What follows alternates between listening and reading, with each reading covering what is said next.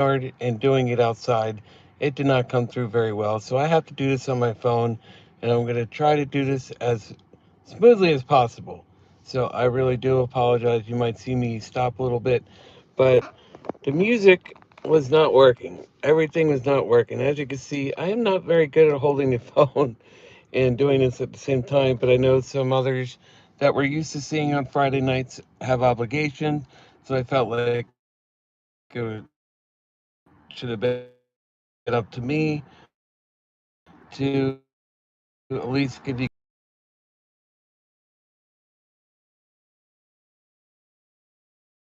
guys a little those of you who actually. So, I'm going to give you the quickest results I can possible because I don't know how long my internet is going to actually hold up. So, I apologize. I'm not going to be as entertaining, so I have to be mindful of that. So, SmackDown. The show opens with commentary hyping tonight's show. Grayson Waller is in the ring to host the Grayson Waller effect. Of course, no wrestling match, another Grayson Waller effect. His theme music though, man, sounds like something from Brazzers or a porn site or something. It's like dun dun dun dun dun dun dun dun. I'm just like, is this coming from a browser site? I have no idea, but it certainly sounds like it.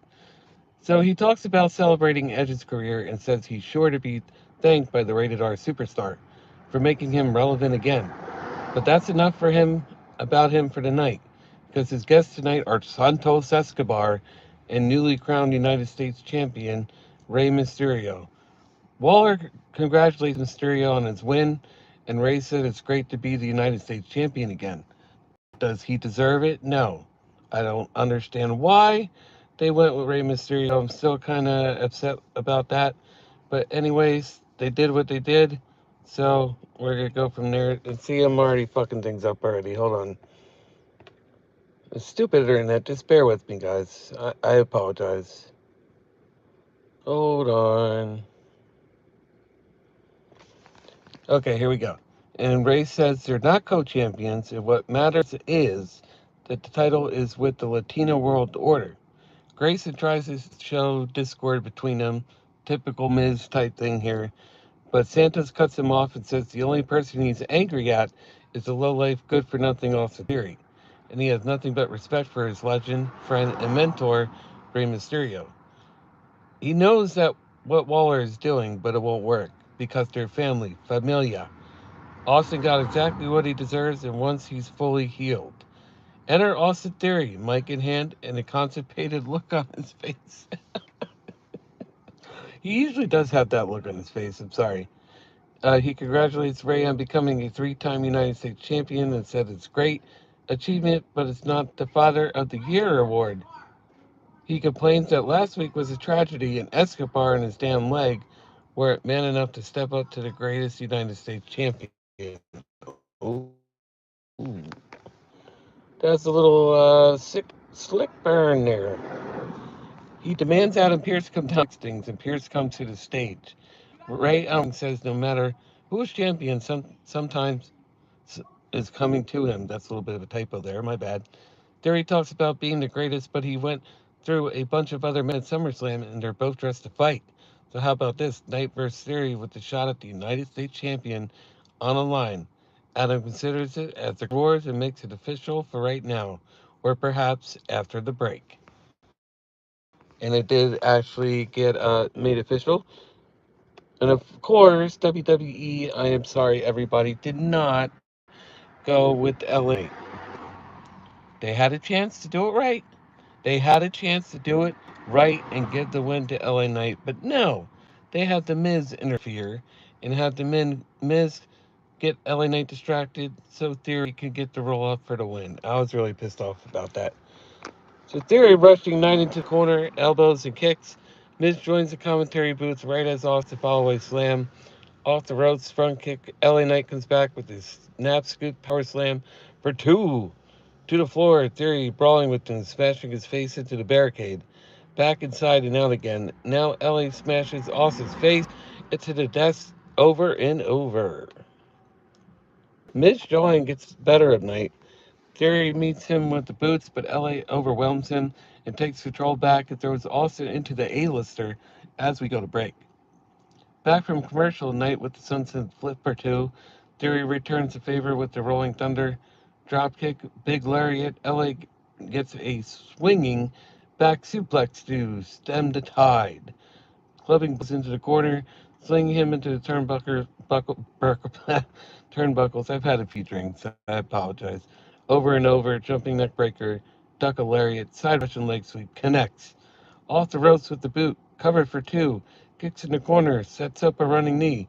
Big body slam follows, calling it. Miz on the apron to run interference, as I mentioned. DDT takes Austin down, and LA chases the A-lister around the ring and back into it, clotheslining him to the floor. Theory from behind. Austin Theory wins by pinfall with the schoolboy pin and a handful of tights, becoming #1 contender to the United States Championship.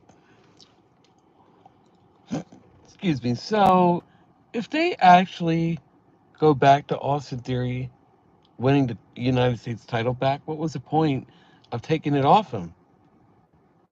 I don't understand that. It's like, why did they switch the title just to give him another shot and potentially win again? That makes no sense. They had a chance to make it right and they don't with LA Knight. I just don't know why they're doing this slow push. It doesn't even feel like a push because he lost again, but he did have some wins and then he gets another loss. And it's just like, why are they doing this to LA Knight? Just capitalize. Capitalize. Give him a title. He's ready for it. He's got the crowd behind him. I don't understand why WWE keeps failing to capitalize on LA Knight. It's ridiculous. It absolutely is ridiculous. So, I apologize. You're going to see me move the phone around a lot. We get a video package with John Cena, Sheamus, Natalia, The Miz, Charlotte Flair, and Sami Zayn congratulating Edge on 25 years and thanking him, and we go to break. Back from commercial, we get footage of Baby Edge asking Bret Hart how to break into the business on a talk show of some kind. It turns it out to be a whole retrospective video package. And here we go. Damage Control make their entrance, and Bailey gives Io Sky a big introduction, and we go to break. A lot of fucking commercials. Back from commercial, we're told that Caleb Braxton has an interview with Paul Heyman later to get to the bottom of the bloodline split. That didn't go too well. We got a little bit of information, which I will get to. And then, guess what we have here, guys and ladies, if there are any ladies listening? Guess what we have here? Bianca Belair and Charlotte Flair versus Damage Control. Can you guess what catchphrase is? I'll wait. I told you I'll wait. You got it. If you guess, can they coexist? That was mentioned all throughout the match.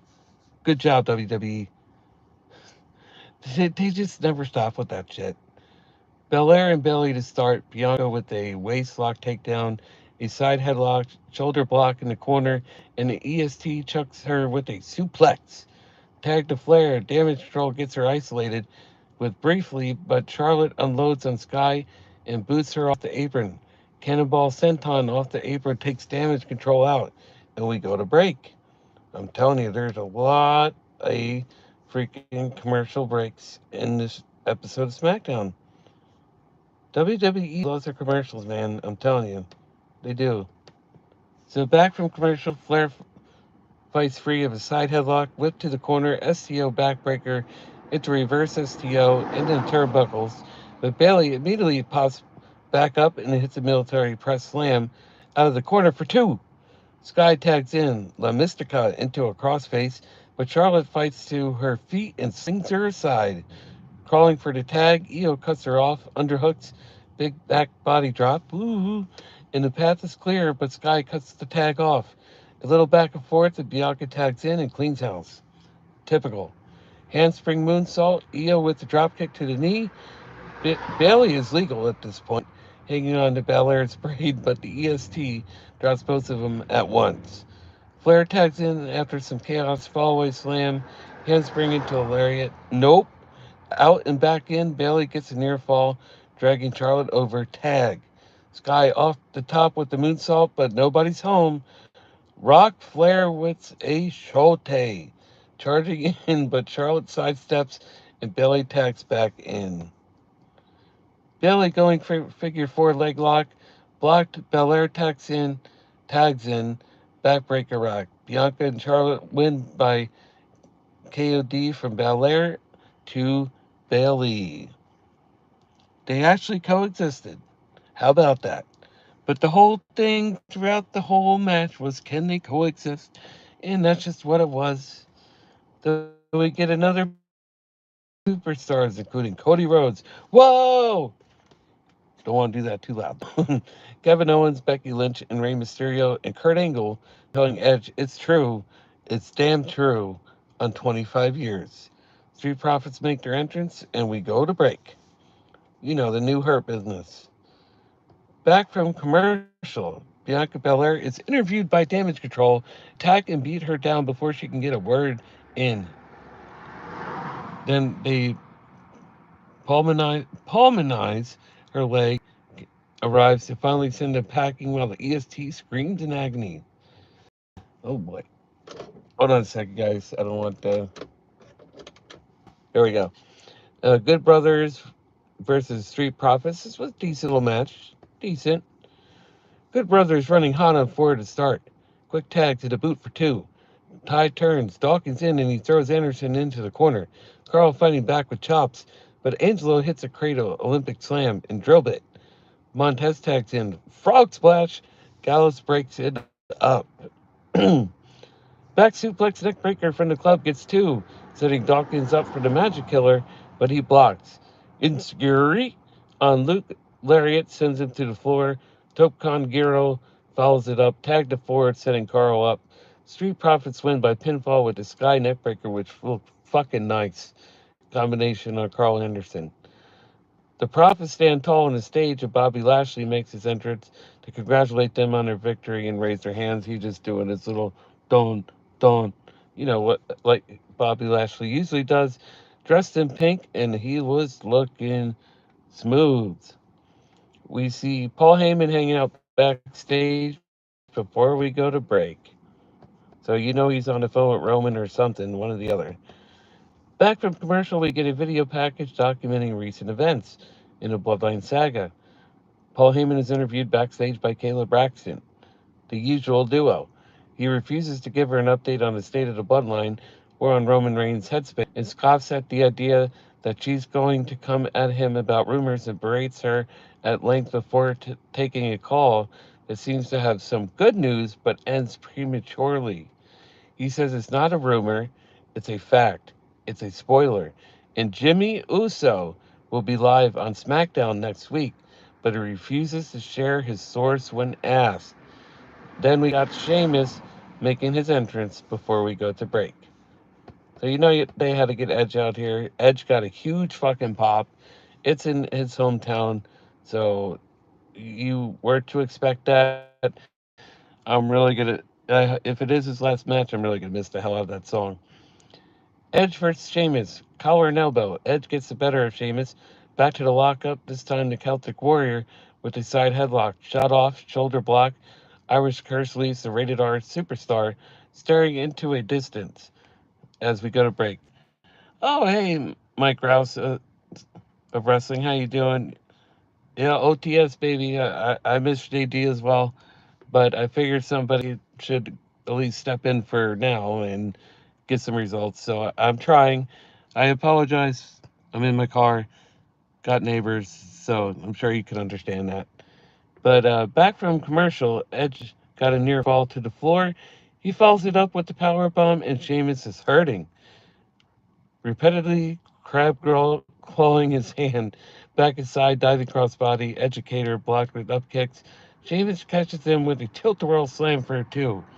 Onto the apron, beats of the Bodrin blocked, and Edge was actually doing it to Sheamus, which was kind of funny. I was like, wait, what's going on here? Hammers Celtic Warrior with the punches. They crash onto the floor and they go, you got it. Another fucking commercial. Back from commercials, Sheamus has the clover leaf in and sits down on the middle of the ring. Edge reverses to an arm trap crossface. Celtic Warrior crawling for the ropes, reaching, and he gets the break. Boots up in the corner, skin the cat, Sheamus up top, Edge with the boot.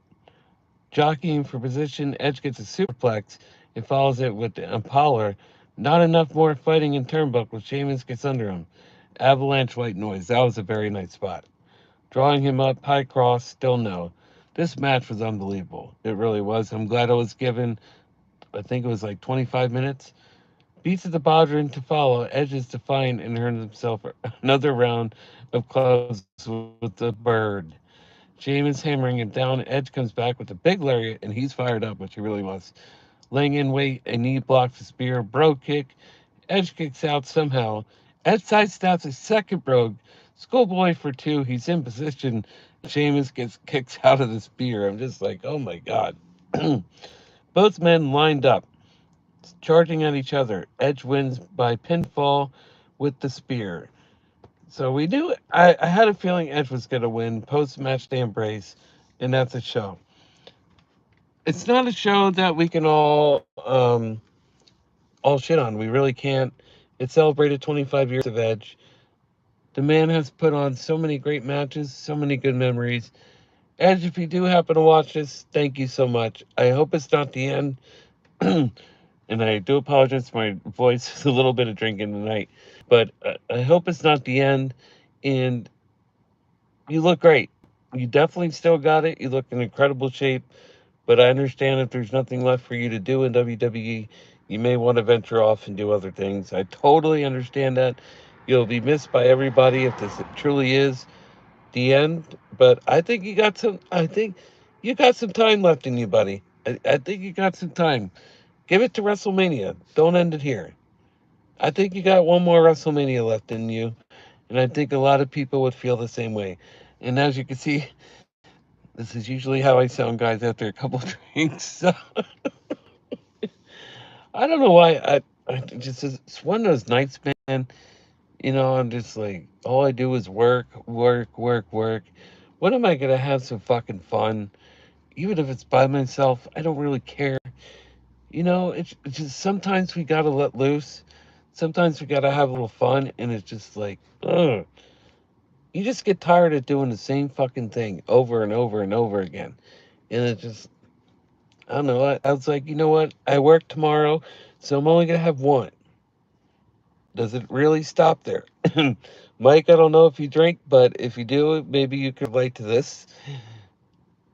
If you have one and you say to yourself, you know what, it's only gonna be one. I'm gonna be a good little boy and go to work tomorrow on a fucking one little drink. That doesn't happen. Then you go to two. Then you go to two little drinks, and you're just like, you know what? I'm feeling kind of good right now, so I don't know if I want to. I don't know if I want to stop drinking. And then you're like, maybe three. Can we do three? What? Why don't we do three? And that's where we are right now. And honestly, it did make SmackDown more enjoyable and more watchable. I don't know. It's like it's just been a long time since I really been able to let loose and just not care about anything. It really has been a long time, and as you can see, I'm kind of feeling pretty good right now. And I was almost drink while I'm streaming, but follows me. It's like this is supposed to be the fastest internet Verizon in this area, and I'm doing the mobile hotspot, and my computer is working fine when it comes to my notes and stuff. But as far as using StreamYard, it wants nothing to do to this. You're more than welcome to. I accept everyone here, so no matter where you come from, who you are, it does not matter. You're more than welcome to be on here anytime you want. I just figured, you know what, it's 25 years of Edge. This is kind of something to come out and celebrate as well, and maybe I should. So that's why I'm here, guys. I love you. I apologize if I stuttered a lot through this. I was thinking to myself, oh, if I'm going to do a live stream, maybe I should just have one. And it didn't work out that way, but I didn't want to let anyone down. So here I am. So if you make it to the last 5 minutes and see retarded me, you might actually enjoy it. Who knows? But I love you guys. I hope you enjoyed Smackdown.